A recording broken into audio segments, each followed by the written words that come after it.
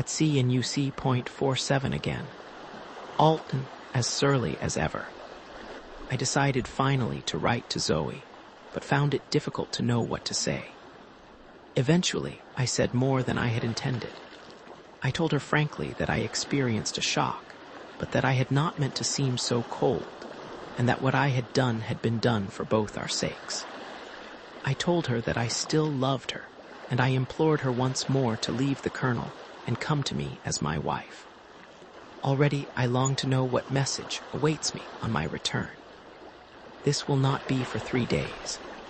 We left at dawn this morning to lay mines off the channel to Harwich Harbor, a nest from which submarines, cruisers, and destroyers buzz in and out like wasps. It will be ticklish work.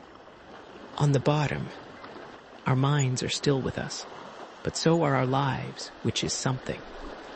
We were approaching the appointed spot at 6 a.m. this morning, when without the slightest warning, the track of a torpedo was seen streaking towards us, about 50 yards on the starboard bow.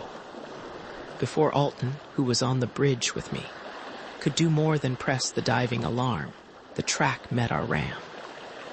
I breathed again, and was then reminded by an oath from Alton that the boat was diving. It was evident that we had only been saved by the torpedo running deep under the cutaway part of our bow. Otherwise, well, the tangle of my affairs would have been easily straightened. Further procedure on the surface was suicidal, and we kept hydrophone patrol, twice hearing the motors of the enemy submarine. At the moment, we are on the bottom waiting to come up and charge tonight and lay our mines at dawn tomorrow. On the bottom in 28 meters and feeling none too comfortable, as there would appear to be about a dozen destroyers overhead. Last night, or rather early this morning, I participated in one of the most extraordinary incidents that I have ever heard of. It was pitch black dark when I took over at 4 a.m., and a fresh breeze had raised a lumpy sea, which covered the bridge with spray. We were charging 400 amps on each, with the intention of laying one mine directly. There was sufficient light to get a fix from some of the buoys, which the English stick down all over the place here in the most convenient manner possible. If only one could believe they never shifted them. Alton says it never occurs to an Englishman to do a thing like that, but I'm not so sure. However, we were proceeding along at about 5 knots, crashing into the sea rather badly, when out of the black beastliness of the night, I saw a shape close aboard on the port hand. As I hesitated for a second as to my course of action, I was astounded to see a large submarine, which must have been British, on an opposite course, not more than 25 meters away. This sounds absurd, but it really wasn't further. I'm not ashamed to confess that I was completely disorganized. It did not seem possible that the enemy was literally alongside me.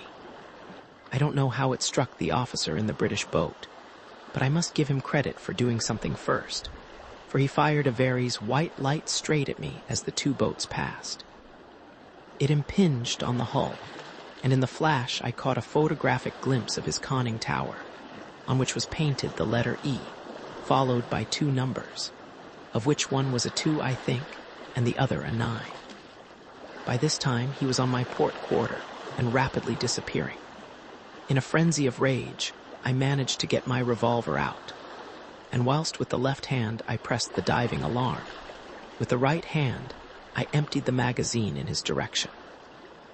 When we were down, Alton practically refused to believe me, which made me very pleased that in descending I had trod on a pair of hands which turned out to be his. As he had started up the ladder to the upper conning tower when he first heard the alarm. I presume our opponent dived as well, but evidently he had put 2 and 2 together and used his aerial at some period. For when at dawn we poked a periscope up, a flotilla of destroyers appeared to be looking for something, which something was us, unless I am much mistaken. So we bottomed, where we have been ever since. The hydroplane operator keeps up a monotonous sing-song to the effect that fast-running propellers are either receding or approaching. The crew are collected round the mine tubes as I write, and are singing a lugubrious song, the refrain of which runs, "Death for the fatherland, glorious fate, this is the end that we gladly await. Why will the seamen always become morbid when possible? And there is not a man amongst them who is not inwardly thinking of some beer hall in Bruges, though I suppose that, like their betters, they have their romances of a tenderer kind. The boat has been rolling about on the bottom in the most sickening manner the whole afternoon. We flooded P and Q to capacity, which gave her 50 tons negative, but it seems to have little effect in steadying her, and it is evident that a really heavy gale is running on top. Surfaced at 10 p.m. A very heavy sea running, and impossible to do much more than heave to. This weather has one point in its favor, and that is that the destroyers are driven in.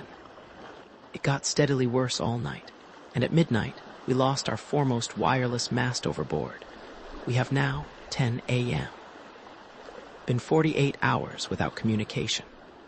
At dawn we could see nothing to fix by, not a buoy in sight, nothing but an expanse of foam-topped short steep waves of dirty neutral-tinted water. How different to the great green and white surges of the broad Atlantic. Under these circumstances, Alton decided to risk it and return without laying our mines. For once in a way I agreed with him, as it is better not to lay a minefield at all than dump one down in some unknown position, which one may have to traverse oneself in the course of a month or so. We are now slowly, very slowly, struggling back to Zeebrugge. A green sea came down the conning tower today, and everything in the boat is damp and smelly and beastly. The propellers race at frequent intervals, and the whole boat shudders. I feel miserable. Alton has started to drink spirits. He began as soon as we decided to go back. He will be incapable by tonight, and it means that I shall have to take her in. What hell this is, sitting in sodden clothes, with the stench of 4 days living assaulting the nostrils, and a motion of the devil. The glass is very low and is slowly rising, so that I suppose it will blow harder soon, though it is about force 8 at present. I wonder what Zoe will have written in reply to my note. When I think of what I rejected and compare it with my beast-like existence here, I can hardly believe that I behaved as I did what would I not give now to be transported back to the forest. At this rate of progress, we shall take another 24 hours.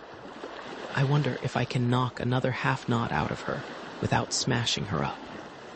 The extraordinarily violent motion has upset the anshuts. The bearing cone of the stabilizing gyro has cracked, and the master compass began to wander off in circles. I was just resting for an hour or two, wedged up on a wet settee with coats equally wet, when our heavy pitching changed to a wallowing roll, and I heard the pilot, who was on watch, cursing down the voice pipe as we had sagged off our course. I heard the voice of the helmsman querulously maintain that he was steering his course by anshuts. So I got up and gingerly clawed my way into the control room, where I found by comparing anshuts with magnetic that the former had gone to hell, the reason being obvious, as the stabilizer was exerting a strongly biased torque. I stopped the anshuts and asked the pilot to give the helmsman a steady by magnetic. As we staggered back to our course, I heard a thud in the wardroom, and on returning to my settee, found that Alton had rolled out of his bunk, where he was lying in a drunken stupor, and that he was face downwards, sprawling on the deck, half his face in the broken half of a dirty dish which had fallen off the table whilst I was having tea. As I couldn't let the crew see him like this, I was obliged to struggle and get him back into his bunk. He was like a log and absolutely incapable of rendering me any assistance, though he did open his eyes and mutter once or twice as I lifted him up, trunk first and then his legs. He stank of spirits, and I hated touching him. Lord, what a truly hoggish man he is, yet I cannot help envying him his oblivion to these surroundings. Arrived in this afternoon. Alton quite slept off his drink, and was offensively sarcastic as I worked on the forepart with wires, getting her into the shelters alongside the mole. I hastened up to Bruges, and in the mess heard several items of news and found 2 letters. The first, in a well-known handwriting, I opened eagerly, but received a chill of disappointment when I read its single line. I am here when you want me, see. So she thinks to break my resolution. No, I am stronger than she, and now that I know she loves me, I can and will bend her to my will. Even now, at this distance of time, I can hardly understand my conduct the other day. I must have been given the strength of 10. I feel that I could not do it again. Had she hesitated a second longer at the door, well, I can hardly say what I would have done. It is my duty to do so for her sake and my own. But I know my weakness, and in this fact lies my strength. Cost what it may, I shall not permit myself to go near her until she yields. The second letter gave me a great surprise. It was from Rosa. She has passed some examination and is coming here of all places as a Red Cross nurse. She says she is looking forward to going round a U-boat. She assumes a good deal. I must say, still, I suppose I must be polite to her. But why the deuce does she sign herself yours, Rosa? She's not mine, and I don't want her. It seems funny to me that I once thought of her vaguely in that sort of way. Now, I feel rather disturbed that she is coming here, though I don't quite see why I should worry. And yet I wonder if it is a coincidence her coming to Bruges. I'm almost inclined to think it isn't. After all, every girl wants to get married, and without conceit my family, circumstances. And in the privacy of the pages of this journal I may add my personal appearances, are such as would appeal to most girls except Zoe, apparently. I'll have to be on my guard against Miss Rosa. I heard today that I am likely to be appointed to the periscope school in a few weeks' time. And meanwhile, I am to be attached as supernumerary to the operations division on old Max's staff. The work here is most interesting. I feel glad that I am one of the spiders weaving the web for Britain's destruction. The impasse with Zoe still continues, and my peace of mind has been still further disturbed by the actual arrival of Rosa. She rang me up within 12 hours of her arrival, and of course, I was obliged to call. That was the day before yesterday. Rosa is at the number 3 hospital here, and was horribly effusive. Some people would, I suppose, call her good-looking, but to me, with my mind's eye in perpetual contemplation of my darling Zoe, Rosa looked like a turnip. Her first movement after the preliminary greetings was to offer me a cigarette. I then noticed that her fingers were stained with nicotine, unpleasant in a man, disgusting in a woman. Her nose was shiny and greasy horrible. After a little talk, she volunteered the statement that yesterday was her afternoon off, and she was simply longing to have tea in the gardens. I endeavored to make some feeble excuse on the grounds of the weather being unsuitable, but I am no good at these social lies, and I was eventually obliged to promise to take her there. I was the more annoyed in that her main object was obviously to be seen walking with a U-boat officer. Accordingly, yesterday, I found myself walking about with her at my side. My feelings can better be imagined than described when I suddenly saw Zoe, accompanied by Babette, in the distance. I hastily altered course, and pray she didn't see me.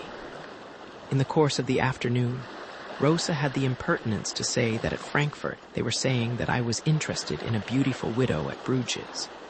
And could she, Rosa, write and say I was heart-whole, or else what the girl was like?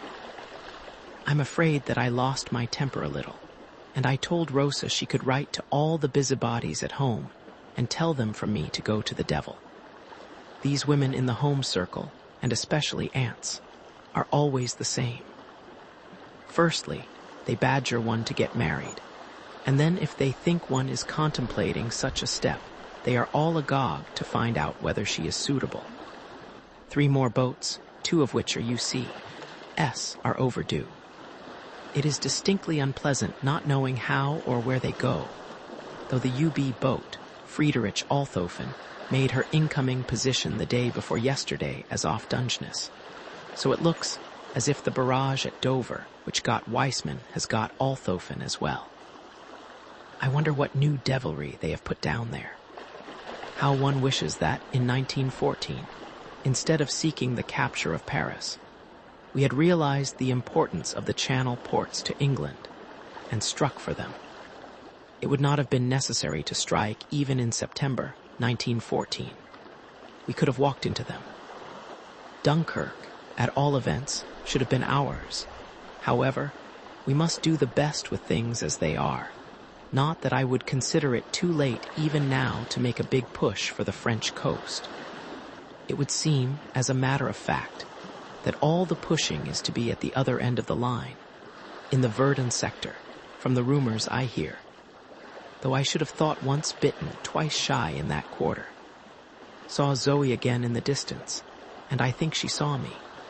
At all events, she turned round and walked away. This girl whom I cannot, and would not if I could, obliterate from my thoughts, is causing me much worry. She shows no sign of giving in, and I, for one, intend to be adamant. I shall defeat her in time. The male intellect is always ultimately victorious, other things being equal. I was reading Schopenhauer on the subject last night. What a brain that man had, though I confess his analysis of the female mentality is so terribly and truthfully cruel that it jars on certain of my feelings. Zoe's resolution in this conflict, this sex war one might call it, only adds to her charm in my eyes. She is, I feel, a worthy mate for me, both intellectually and physically, and she shall be mine, I have decided it. Met Rosa today at old Max's house, where I went to pay a duty call. Her Excellency is as forbidding a specimen of her sex as any I have ever met. She quite frightened me, and in the home circle, the old man seemed quite subdued. I escorted Rosa home, and on the way to her hospital, she gave me a great surprise, as after much evasive talk, she suddenly came out with the news that she was engaged to Heinrich Baumer, of UC.23. I was quite taken aback, and will frankly confess that not so very long ago I imagined, evidently erroneously, that she was disposed to let her affections become engaged in another quarter. However, I was really very glad to hear this news, and congratulated her with genuine feeling. The knowledge that she was a promised woman quite altered my feelings towards her, and before I quite meant to, I had told her a considerable amount about Zoe. It gave me much relief to be able to unburden myself and confide my difficulties elsewhere than in the pages of this journal. I have asked the girl to tea tomorrow. A vile air raid last night. British machines, of course. They seemed determined to get over the town, and from 1 a.m. to 3 a.m. relays of machines, of which not one was shot down, attacked us. The din was tremendous, and all sleep was out of the question. Morning revealed surprisingly little damage, as is often the case in these big raids, whereas a few bombs from a chance machine often work havoc.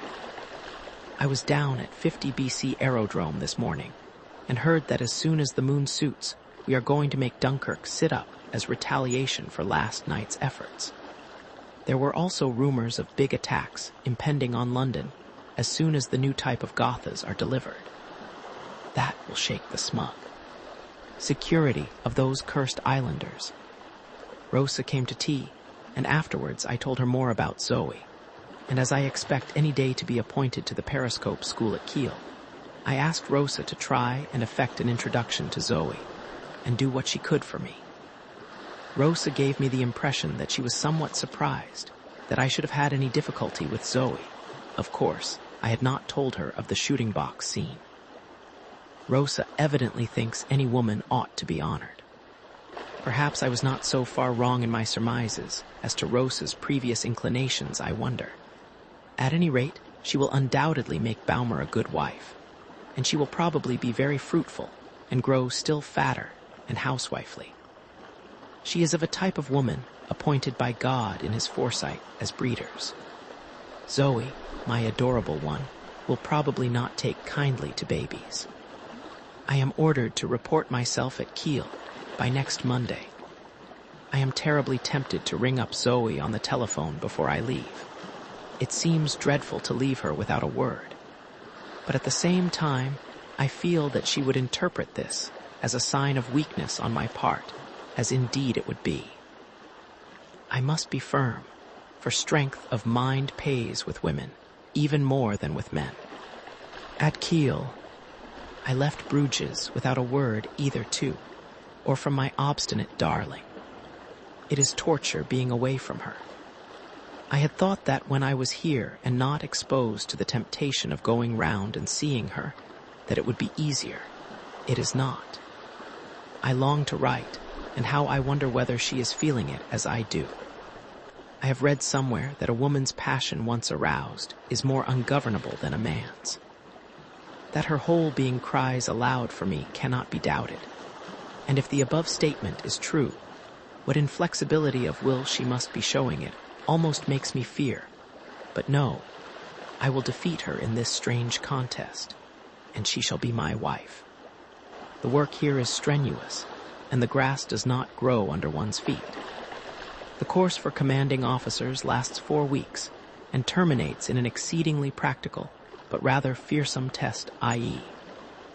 They have 6 steamers here camouflaged after the English fashion with dazzle painting, and these 6 steamers, protected by launches and harbor defense craft, steam across Kiel Bay in the manner of a convoy. The officer being examined has to attack this group of ships in one of the instructional submarines, and in 3 attacks he must score at least 2 hits, or else, in theory, he is returned to general service in the fleet. Fortunately, at the moment, I hear that owing to recent losses, they are distinctly on the short side where submarine officers are concerned. So they'll probably make it easy when I do my test. I see I have written nothing here for a fortnight. This is due to 2 causes. Firstly, I have been so extraordinarily busy, and secondly, I have been most depressed through a letter I received from Fritz. It contained 2 items of bad news. In the first place, I heard for the first time of the tragedy of Heinrich Baumer's boat, and to my astonishment, Fritz tells me that Rosa and another girl were in her when she was lost. It appears that she was to go out for a couple of hours diving off the port as a matter of routine after her 2 months overhaul. She went out at 10 a.m. and was sighted from the signal station at the end of the mole at 11.30, when almost immediately afterwards there was an explosion and she disappeared. Motorboats were quickly on the scene, but only debris came to the surface. Divers were sent down and reported that she was in 10 meters of water completely shattered. It is assumed, for lack of other explanation, that she struck a chance drifting mine which was moving down the coast on the tide. Meanwhile, Rosa and another sister were missing from the hospital, and after 48 hours, someone put 2 and 2 together and started investigations. It has been ascertained that Baumer motored down from Bruges after breakfast, and that in the car were 2 figures taken to be sailors, as they were muffled up in oilskins. This fact was noted by the control sentries, as though the day was showery. It was not raining hard. Other scraps of evidence unite in showing that these were the 2 girls who had apparently induced Baumer to take them out for a dive as a treat. What a tragedy. However, it must have been quite instantaneous. Poor Rosa, with all her vanities about war work, to think that the war would claim her like that. Fritz added that old Max is almost off his head with rage over the whole business, and it is difficult to say whether he is more angry over Baumer and the boat being lost, or over the fact that Baumer being dead, he is unable to administer those disciplinary actions in which he delights. Great excitement here, as the day after tomorrow His Imperial Majesty, the Kaiser and Hindenburg, are due to pay Kiel a surprise visit. We are to be inspected and addressed. Tremendous preparations are going on. His Majesty, accompanied by the great Field Marshal, inspected us this morning and made a fine speech, of which we have been given printed copies. I shall frame mine and hang it in my boat if I get a command. I transcribe it. Officers and men of the U-boat service, in the midst of the anxious moments in which we live, I have determined to make time to come and witness, in my own person, the labors of those on whom I and the fatherland rely. Fresh from the great battles on the West, which are gnawing at the vitals of our hereditary enemies, I come to those whose glorious mission it will be to strike relentlessly at our most deadly and cunning enemy, cursed Britain. God is on our side and will protect you at sea for, in the striking at the nation which openly boasts that it aims at starving our women and children. You are engaged on a mission of undoubted holiness. You must sink and destroy, even as of old the Israelites smote and destroyed the alien races. To the officers, I would particularly say, my person is your honor, and I am your supreme chief. From my hands you will receive honor, and from my hands will proceed just punishment for the unhappy ones who fail in their duty. To the men I would say, trust and obey your officers as you would your God. Officers and men, in you your Kaiser and fatherland place their trust, let neither be disappointed. After his address, His Majesty graciously spoke a few words to individuals, of whom I had the signal honor of being one. I felt that I was in the presence of an emperor. His gestures, his eyes, his voice impressed me as belonging to a man born to command and to fill high places. The Field Marshal never opened his mouth. I understand from his ADC that he rarely speaks in public. The colonel is killed. When I think about it, I am so excited I can hardly write. I heard the great news last night, quite by accident. I was sitting in the mess after dinner and picked up Die Watch, and glancing at the pictures, I suddenly saw the portrait of Colonel Stein, of the Brandenburgers, killed on the 7th instant near Ypres. I recognized the ugly and bloated face immediately from the photograph of him which she had once shown me. My first impulse was to send her a wire, but on thinking matters over, I decided that it would be difficult to put all my thoughts into the curt sentences of a telegram. And further, that as all wires are doubtless examined at the main post office at Bruges, it might lead to trouble, so I wrote her a letter. This, in a way, has been an exhibition of weakness on my part, as I had promised myself that I would not take the first step in reopening communication. But I feel that the fortunate death of Stein has completely altered the case. I told her in the letter that I realized that I had made mistakes, but that if she still loved me with half the strength that I loved her, then a telegram to me would make me the happiest of men. I wrote that yesterday, but have had no wire. Perhaps, like me, she distrusts telegrams and prefers letters. A long letter from Zoe. An accursed letter, an abominable letter, a damnable letter. She still refuses to marry me. I leave for Bruges tonight on 48 hours special leave. Kiel, 17th. I hate Zoe. She has broken my heart.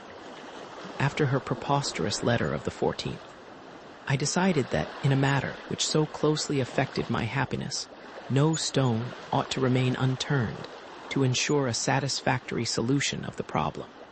So I determined to have a personal interview.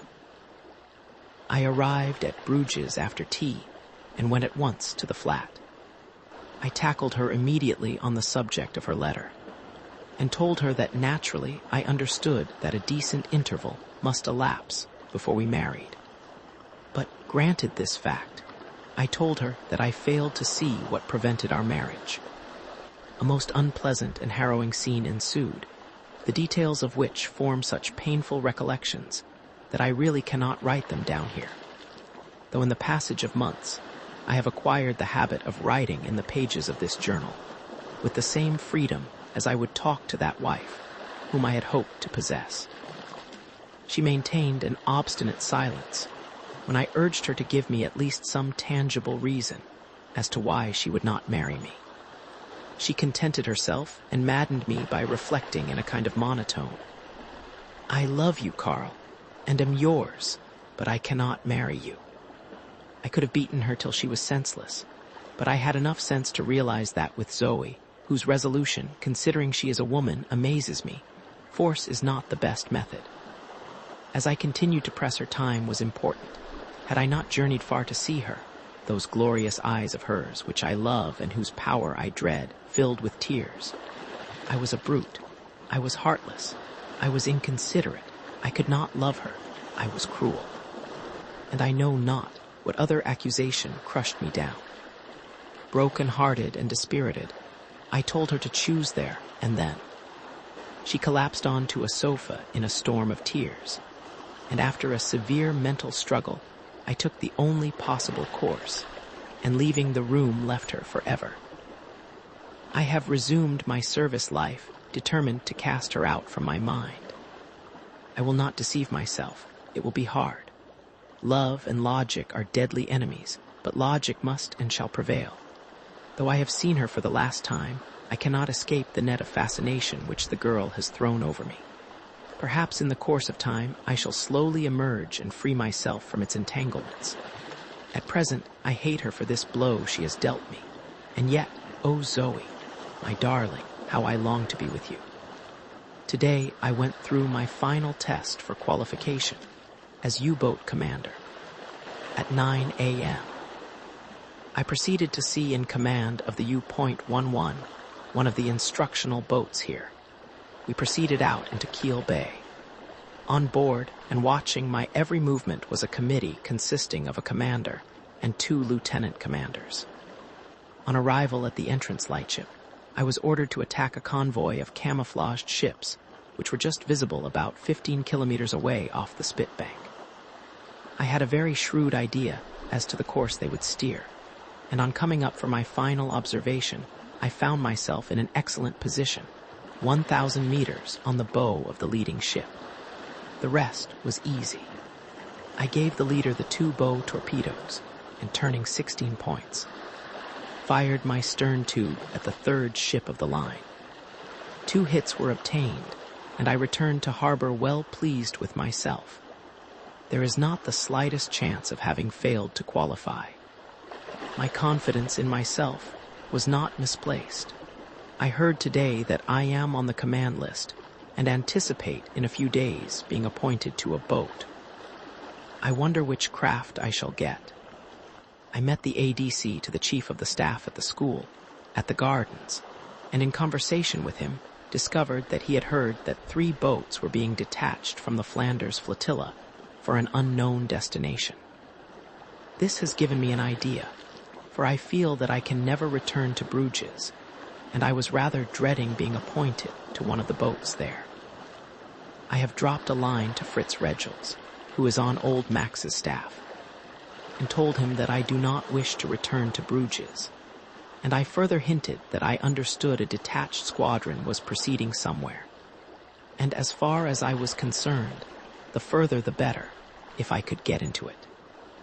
I have tried the night life at this place at the Mascot and Trocadero, in order to forget, but it is a poor consolation. A letter from Fritz, saying that he has an idea that Cording's boat would suit me, though he could not, of course, give me further details in a letter. However, he informs me positively that I shall not be at Bruges. On the strength of this, I have wired to Fritz and asked him to try and fix up an exchange between me and Cording, provided the latter is agreeable, and the people in Max's office have no objection. I have a recollection that Cording's boat is one of the U.40 U.60 class, which would suit me admirably. And as for destination, I care not where it is, provided only that it be far from Bruges.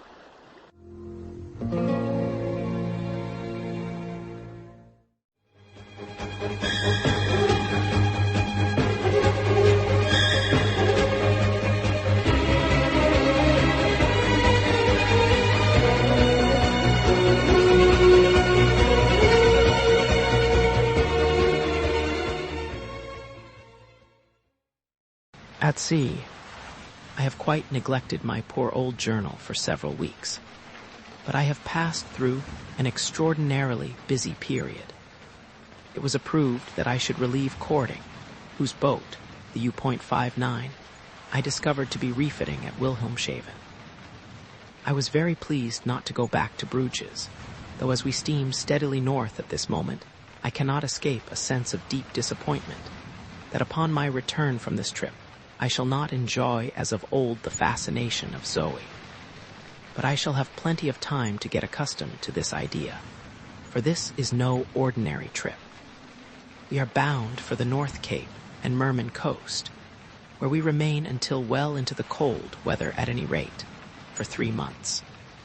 Our mission is to work off that fog-bound and desolate coast and attack the constant stream of traffic between England and Archangel. There are 2 other boats besides ourselves on the job, but we shall all be working far apart. Our first billet is off the North Cape. In order to save time, we are to be provisioned once a month in one of the fjords. I don't imagine the Admiralty will have any difficulty in getting supplies up to us, as at the moment we are off the Lofotens, and we actually have not had to dive since we left the Bight. There seems to be nothing on the sea except ourselves. Where is the much vaunted and impenetrable web of blockade which the English are supposed to have spread around us? And yet many raw materials are getting very short with us. I see that in this boat they have replaced several copper pipes with steel ones during her refit. And this will lead to trouble, unless we are careful. Steel pipes corrode so badly that I never feel ready to trust them for pressure work. The truth about the blockade is that it is largely a paper blockade, yet not ineffective for all that.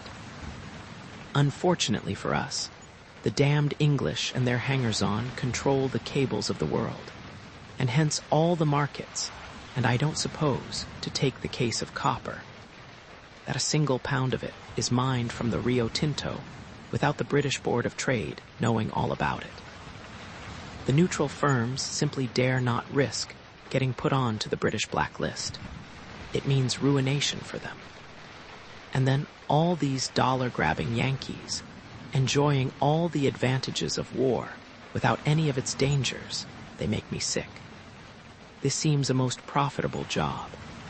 I have only been up 7 days, but I've bagged 4 steamers, all by gunfire, and all fat ships, brimful of stuff for the Russians. My practice has been to make the North Cape every day or 2 to fix position, as the currents are the most abnormal in these parts.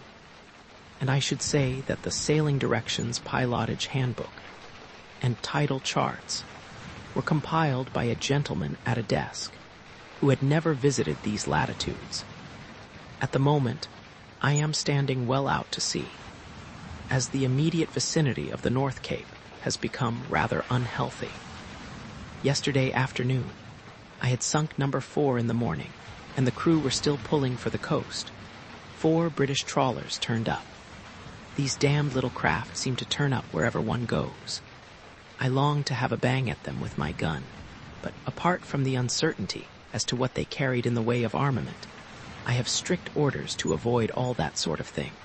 So I dived and steamed slowly west, came up at dusk, and proceeded to charge up my batteries. These U.60s are excellent boats, and I am very lucky to get one so soon. I suppose Cording, being a married man, wants to stay near his wife. I cannot write that word without painful memories of Zoe and idle thoughts of what might have been. Well, perhaps it is for the best. I am not sure that a member of the U-boat service has the right to get married in wartime. For unless he is of exceptional mentality, it must affect his outlook under certain circumstances, though I think I should have been an exception here. Then the anxiety to the woman must be enormous. As every trip comes round, a voice must cry within her, "This may be the last." The contrast between the times in harbor and the trips is so violent, so shattering and clear-cut. With a soldier's wife, she merely knows that he is at the front. With us, at 8 p.m. one may be kissing one's wife in Bruges, and at 6 a.m. creeping with nerves on edge through the unknown dangers of the Dover barrage. But I have strayed from what I meant to write about my first command and her crew. The quarters in this class are immensely superior to the UC boats. Here I have a little cabin to myself with a knee-hole table in it. My first lieutenant, the navigator, and the engineer have bunks in a room together, and then we have a small officer's mess. On this job up here, as we are not to return to Germany for supplies, and consequently, I should say we may have to live on what we can get out of steamers. I don't propose to use my torpedoes unless I meet a warship or an exceptionally large steamer. The gun's the thing, as Arnauld de la Perrière has proved in the Mediterranean. But half the fellows won't follow his example, simply because they don't realize that it's no use employing the gun unless it is used accurately. And good shooting only comes after long drill.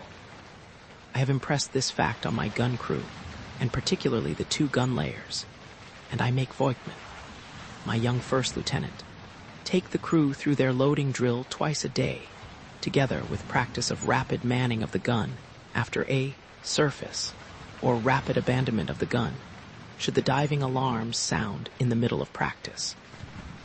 I have also impressed on Voigtman that I consider that he is the gun control officer, and that I expect him to make the efficient working of the gun his main consideration. As regards the crew, they are the usual mixed crowd that one gets nowadays. Half of them are old sailors, the others recruits and new arrivals from the fleet. My main business at the moment is to get the youngsters into shape, and for this purpose, I have been doing a number of crash dives. It also gives me an opportunity of getting used to the boat's peculiarities underwater. She seems to have a tendency to become tail-heavy, but this may be due to bad trimming. Voigtman has been in UB.43 for 9 months and seems a capable officer. Socially, I don't think he can boast of much descent, but he has no airs and treats me with pleasing respect, apart from service considerations. A very awkward accident took place this morning, which resulted in severe injury to Johann Wiener, my second coxswain. A party of men under his direction were engaged in shifting the stern torpedo from its tube, in order to replace it with a spare torpedo, as I never allow any of my torpedoes to stay in the tube for more than a week at a time, owing to corrosion. The torpedo which had been in the tube had been launched back and was on the floor plates. The spare torpedo, destined for the vacant tube, was hanging overhead, when without any warning the hook on the lifting band fractured, and the 1,000 kilograms mass of metal crashed down. Wonderful to relate, no one was killed, but 2 men were badly bruised, and Wiener has been very seriously injured. He was standing astride the spare torpedo, and his right leg was extremely badly crushed, mostly below the knee. Unfortunately, it took about 10 minutes to release him from his position of terrible agony. I should have expected him to faint, but he did not. His face went dead white, and he began to sweat freely, but otherwise endured his ordeal with praiseworthy fortitude. The 1,000 kilograms of metal crashed down. Goodbye, steer west for America. It is a snug anchorage, and here I intend to remain. I am now confronted with a perplexing situation. I cannot take him back to Germany. I cannot even leave my station and proceed south to any of the Norwegian ports. If I could find a neutral steamer with a doctor on board, I would transship him to her. But the chances of this godsend materializing are 1,000 to 1 in these latitudes. If I sighted a hospital ship, I would close her. But as far as I know at present, there are no hospital ships running up here. The chances of outside assistance may therefore be reckoned as nil. Wiener's hope of life depends on me, and I cannot make up my mind to take the step which sooner or later must be taken, that is to say, amputation. It is a curious fact, but true nevertheless, that although, as a result of the war, men's lives, considered in quantity, seem of little importance, when it comes to the individual case, a personal contact, a man's life assumes all its pre-war importance. I feel acutely my responsibility in this matter. I see from his papers that he is a married man with a family. This seems to make it worse. I feel that a whole chain of people depend on me. Since I wrote the above words this morning, Wiener has taken a decided turn for the worse. I have been reading the medical handbook with reference to the remarks on amputation, gangrene, etc. And I have also been examining his leg. The poor devil is in great pain, and there is no doubt that mortification has set in, as was indeed inevitable. I have decided that he must have his last chance, and that at 8 p.m. tonight I will endeavor to amputate. Midnight. I have done it only partially successful. Last night, in accordance with my decision, I operated on Wiener. Voigtman assisted me. It was a terrible business, but I think it desirable to record the details whilst they are fresh in my memory, as a court of inquiry may be held later on. Voigtman and I spent the whole afternoon in the study of such meager details on the subject as are available in the medical handbook. We selected our knives and a saw and sterilized them. We also disinfected our hands. At 7.45, I dived the boat to 60 meters, at which depth the boat was steady. We had done our best with the wardroom table, and upon this the patient was placed. I decided to amputate about 4 inches above the knee, where the flesh still seemed sound.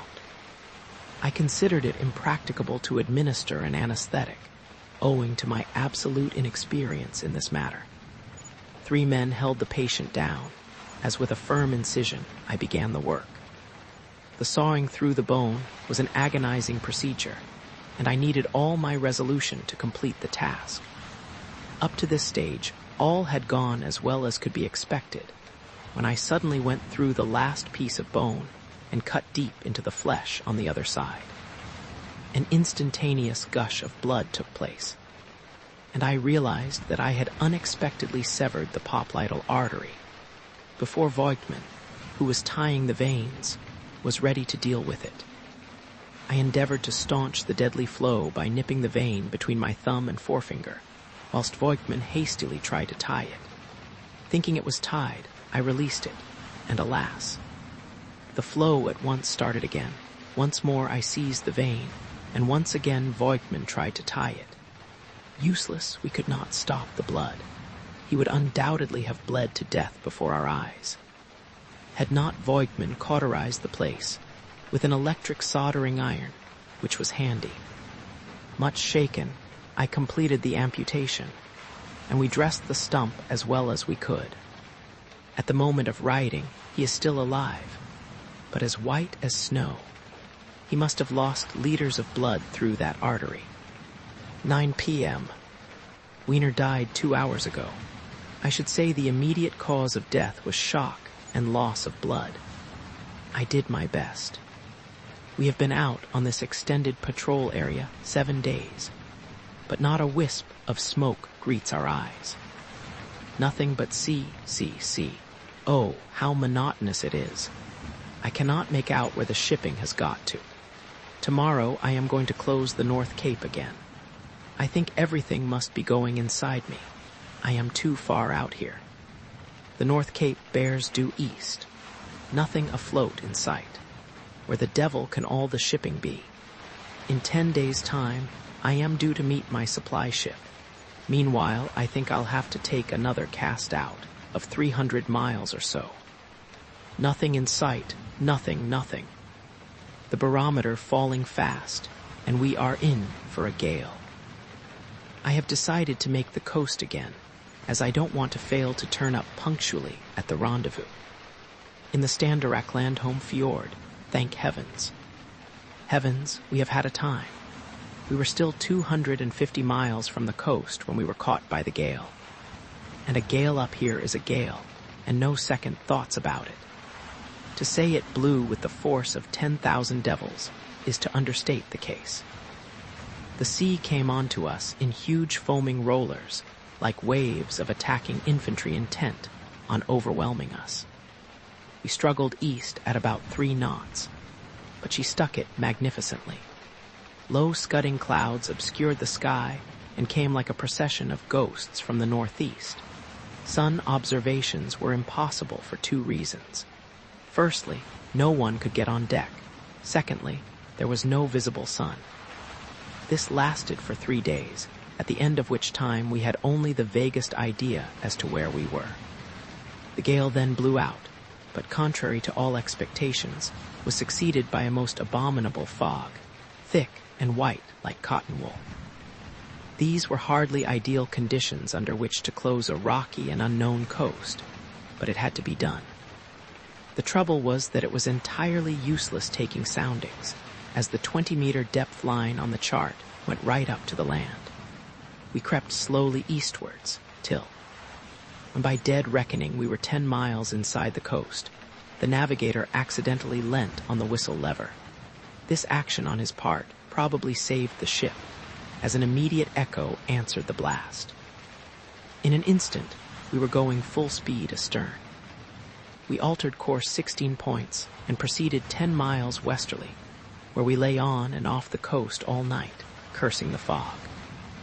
Next day it lifted, and we spent the whole time trying to find the entrance to the S. Landholm Fjord.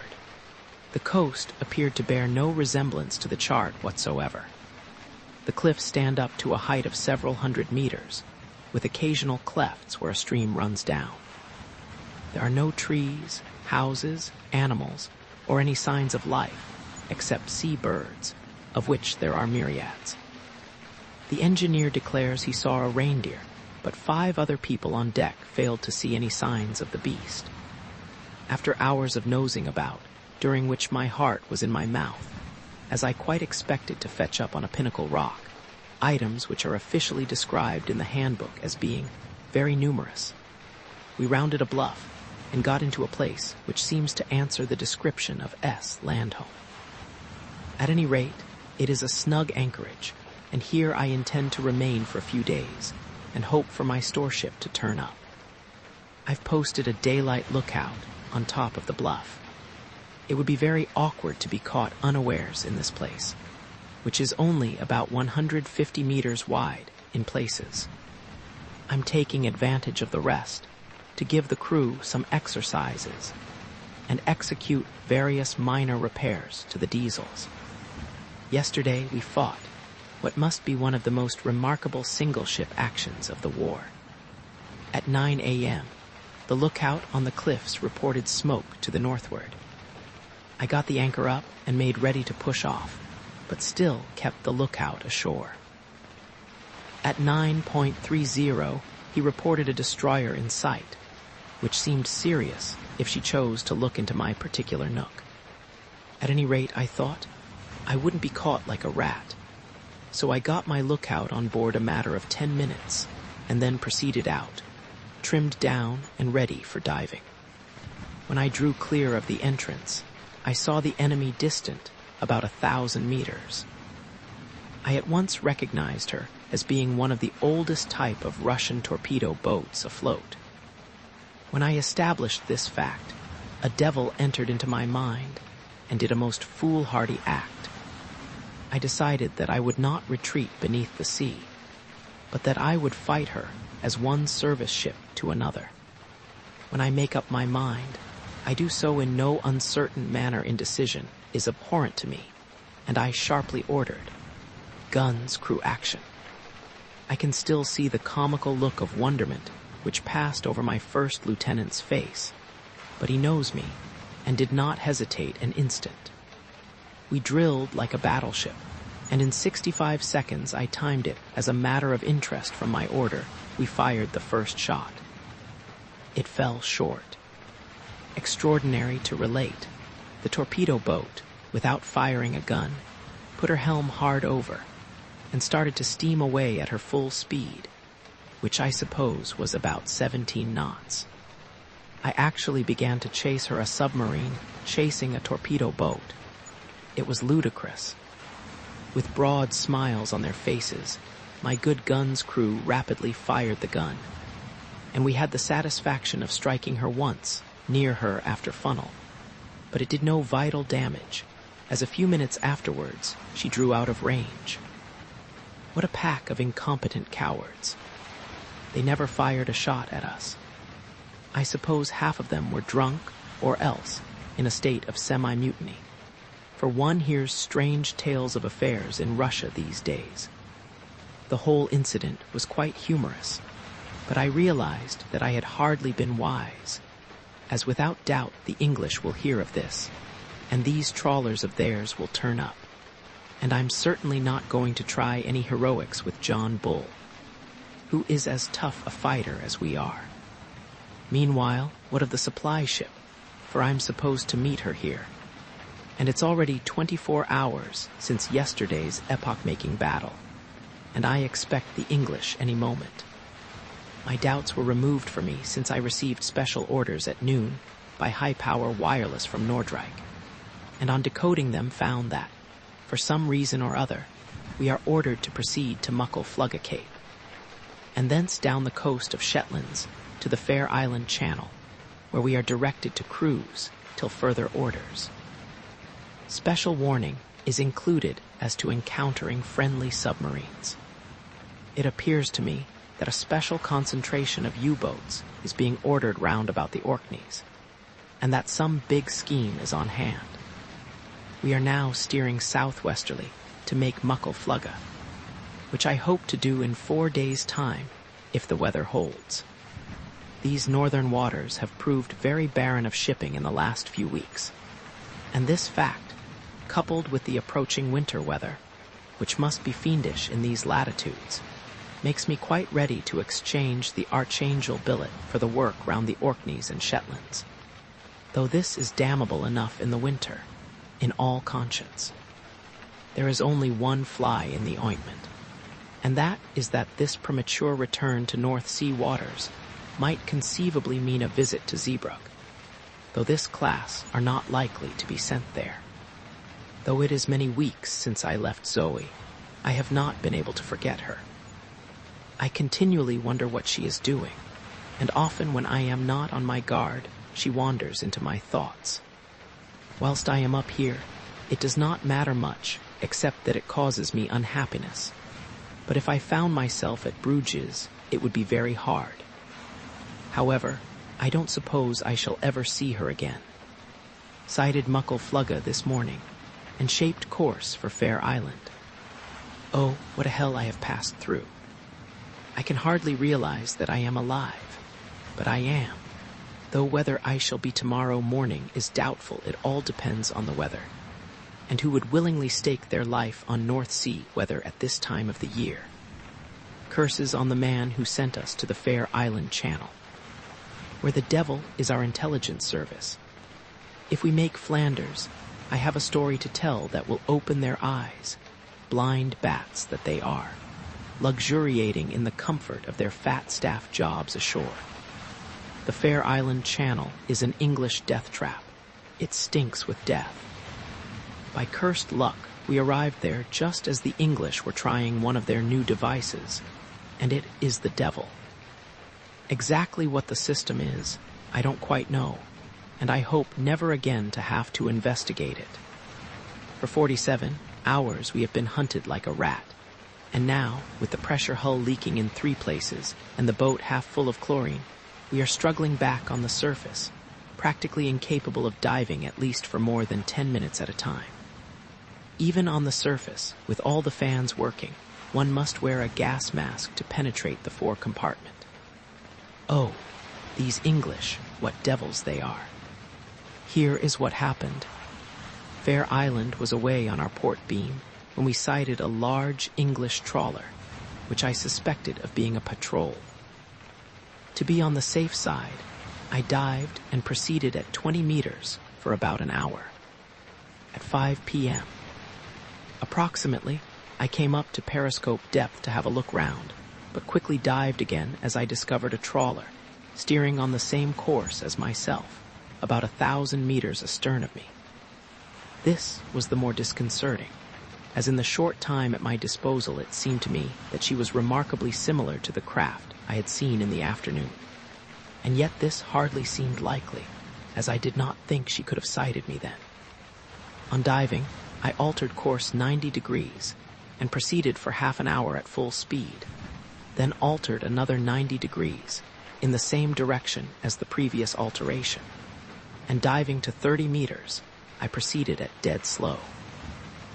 By midnight, I had been diving so much that I decided to get a charge on the batteries before dawn. I also wanted to be up at 1 a.m. to make my position report. I surfaced after a good look round through the right periscope, which, as usual, revealed nothing. I had hardly got on the bridge when a flash of flame stabbed the night on the starboard beam, and a shell moaned just overhead. I crash-dived at once, but could not get under before the enemy fired a second shot at us, which fortunately missed us. As we dived, I ordered the helm hard a starboard to counteract the expected depth charge attack. We must have been 150 meters from the first charge and a little below it. 5 others followed in rapid succession, but were further away, and we suffered no damage beyond a couple of broken lights. The situation was now extremely unpleasant. I did not dare venture to the surface, and thus missed my 1 a.m. signal from headquarters. I wanted a charge badly, and so proceeded at the lowest possible speed. At regular intervals, our enemy dropped 1 depth charge somewhere astern of us, but these reports always seemed the same distance away. At dawn, I very cautiously came up to periscope depth and had a look. To my consternation, I discovered our relentless pursuer about 1,500 meters away on the port quarter. In some extraordinary manner, he had tracked us during the night. I dived and altered course through 90 degrees to south. At 9 a.m., a tremendous explosion shook the boat from stem to stern, smashing several lights and giving her a big inclination up by the bow. As I was only at 20 meters, I feared the boat would break surface, and our enemy was evidently very nearly right over us. I at once ordered hard to dive and went down to the great depth of 95 meters. A series of shattering explosions somewhere above us showed that we were marked down, and we were only saved from destruction by our great depth, the English charges being set apparently to about 30 meters. At noon, the situation was critical in the extreme. My battery density was down to 1,150. The few lamps that I had burning were glowing with a faint, dull red appearance, which eloquently told of the falling voltage and the dying struggles of the battery. The motors, with all fields out, were just going round. The faces of the crew, pallid with exhaustion, seemed of an ivory whiteness in the dusky gloom of the boat, which never resembled a gigantic and fantastically ornamental coffin so closely as she did at that time. The air was fetid. I struck a match. It went out in my fingers. The slightest effort was an agony. I bent down to take off my sea boots, and cold sweat dropped off my forehead, and my pulse rose with a kind of jerk to a rapid beating, like a hammer. I left one sea boot on. At 1 p.m., a deputation of the crew came aft. and in whispered voices implored me to surface the boat and make a last effort on the surface. A muffled report as our implacable enemy dropped a depth charge somewhere astern of us added point to the conversation and showed me that our appearance on the surface could have but one end. At 3 p.m., the second coxswain, who was working the hydroplanes, fell off his stool in a dead faint. At 3:30 p.m., the supreme crisis was reached. 2 more men fainted, and I realized that if I did not surface at once, I might find the crew incapable of starting the diesels. At the order surface, a feeble cheer came from the men. We surfaced, and I dragged myself up to the conning tower. Luckily, we started the diesels with ease, and in a few minutes, gusts of beautiful air were circulating through the boat. Meanwhile, what of the enemy? I had half expected a shell as soon as we came up, and it was with great anxiety that I looked round. We had been slightly favored by fortune in that the only thing in sight was a trawler away on the port beam. It was our hunter. I trimmed right down, hoping to avoid being seen, as it was essential to stay on the surface and get some amperes into the battery. I also altered course away from him. It was about 5 p.m. that I saw 2 trawlers ahead, one on each bow. By this time, the boat's crew had quite recovered, but I did not wish to dive, as the battery was still pitiably low. I gradually altered course to northeast, but after half an hour's run, I almost ran on top of a group of patrols in the dusk. I crash-dived, and they must have seen me go down, as a few minutes later the boat was violently shaken by a depth charge. We were at 20 meters, still diving at the time. I consulted the chart, but could find no bottoming ground within 50 miles, a distance which was quite beyond my powers. At 11 p.m., I simply had to come up again and get a charge on the batteries. From 7 p.m. to 10 p.m., at regular half-hourly intervals, a depth charge had gone off somewhere within a radius of 2 miles of me. Needless to say, I was only crawling along at about 1 knot and altering course frequently. What was so terrible was the patent fact that the patrols in this area had evidently got some device which enabled them to keep in continual touch with me to a certain extent.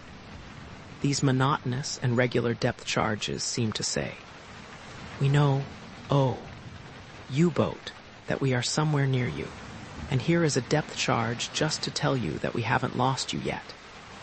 As an hour had elapsed since the last depth charge, I felt fairly happy at coming up, and on making the surface, I was delighted to find a pitch-black night and a considerable sea. From 10 p.m. to 1 a.m. I actually had 3 hours of peace, and in this period I managed to cram a considerable amount of stuff into the batteries. The densities were rising nicely, and all seemed well, when I did what I now see was a very foolish thing. I made my 1 a.m. wireless report to Nordreich, in which I requested orders at 3 a.m. and reported my position, together with the fact that I had been badly hunted. In 25 minutes they were on me again. I had most idiotically assumed that the English had no directional wireless in these parts. They have. They've got everything that they have ever tried up there. It was concentrated in that infernal Fair Island channel. I was only saved by seeing a destroyer coming straight at me, silhouetted against the low-lying crescent of a new moon. When I dived, she was about 600 meters away. As I have confessed to doing a foolish thing, I give myself the pleasure of recording a clever move on my part.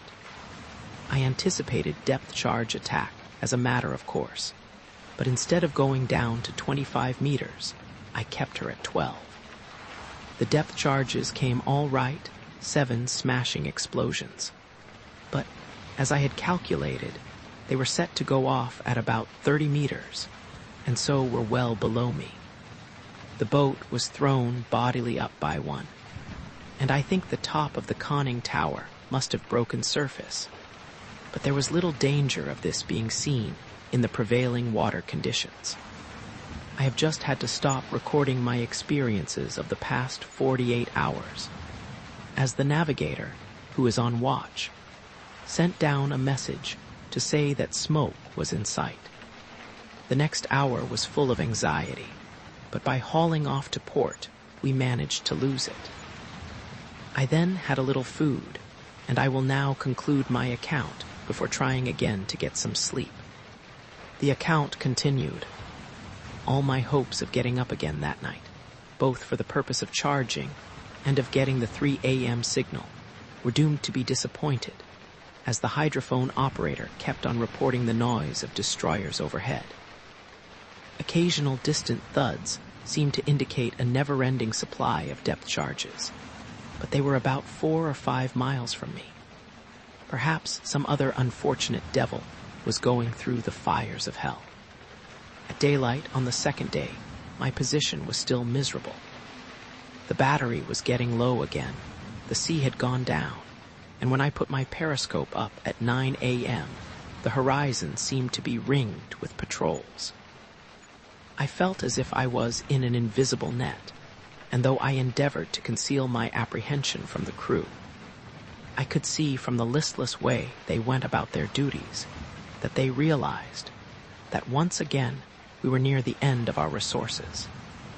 All the forenoon we crept along at 30 meters until the tension was broken at 1 p.m. by a furious depth charge attack. In some extraordinary way, they had located me again and closed in upon me.